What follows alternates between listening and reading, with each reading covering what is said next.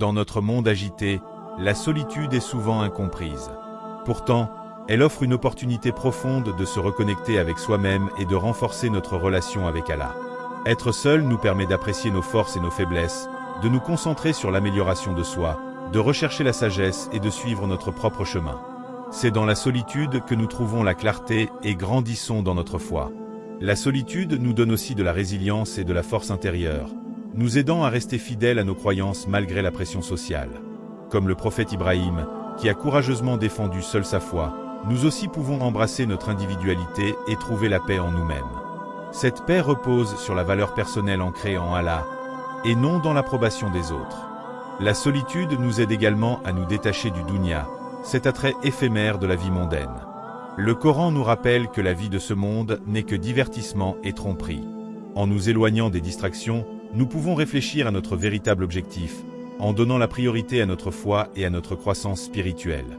Le prophète Muhammad, paix et bénédiction sur lui, a montré l'exemple de cette pratique en se retirant dans la grotte de Hira pour méditer et prier. Ce retrait lui permettait de trouver une conscience spirituelle accrue et de se préparer à sa mission prophétique. Le détachement du dunya signifie aussi être satisfait de ce que l'on a et avoir confiance en Allah pour nos besoins.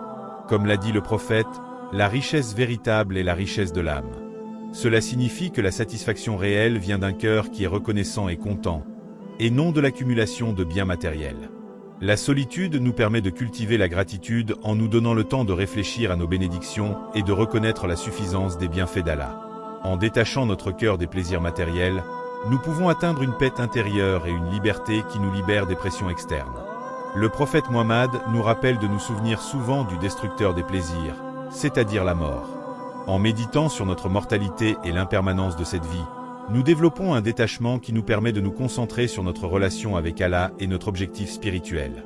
Passer du temps seul nous aide également à nous préparer pour l'au-delà. Comme le conseillait le prophète, soyez dans ce monde comme un étranger ou un voyageur. La solitude